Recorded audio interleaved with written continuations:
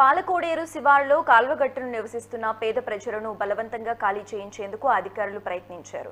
బుల్డోజర్లతో పెద్ద ఎత్తున పోలీసులు చేరుకున్నారు. వారిని అడ్డుకోవడం కోసం సిపిఎం నాయకులు ముందుకు వచ్చారు. ఈ కేసు కోర్టులో ఉందని విచారణ పూర్తయ్యే వరకు అధికారులు చర్యలు చేపట్టొద్దని కోరారు.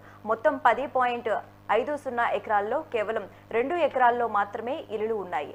తమకు నిలువ నీడ లేకుండా చేస్తున్నారని బాధితులు వాపోతున్నారు.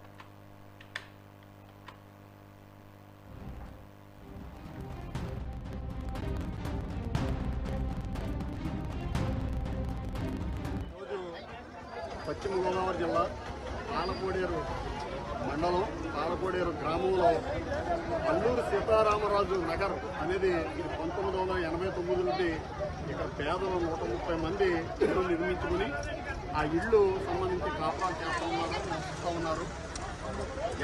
వాళ్ళకి కరెంటు కనెక్షన్లు ఉన్నాయి, ఇంటి పన్నులు ఉన్నాయి, సిమెంట్ రోడ్ వేశారు.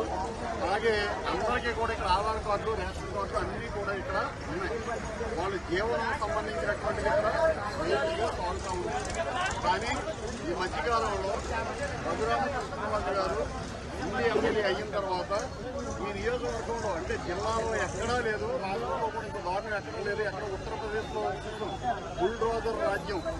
బుల్డోజర్లో సంబంధించినటువంటి తీసుకొచ్చి ముందు కరెంటు కనెక్షన్ కట్ చేసి గతంలో ఇళ్లు తొలగించాలని ప్రయత్నం చేశారు.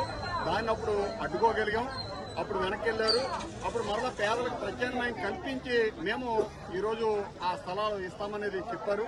కానీ ఈ రోజుకి కూడా ఎవ్వరికీ కూడా ఇవ్వలేదు. ఇచ్చింది 130 మందిలో 35 మందికి మాత్రం ఇచ్చారు. అందులో 15 మంది మాత్రం ఎంతమంది 10 మంది కట్టుకున్నారు తప్ప మిగిలిన వాళ్ళు ఎవరో కూడా కట్టుకునే పరిస్థితి లేదు. ఆ ఇల్లు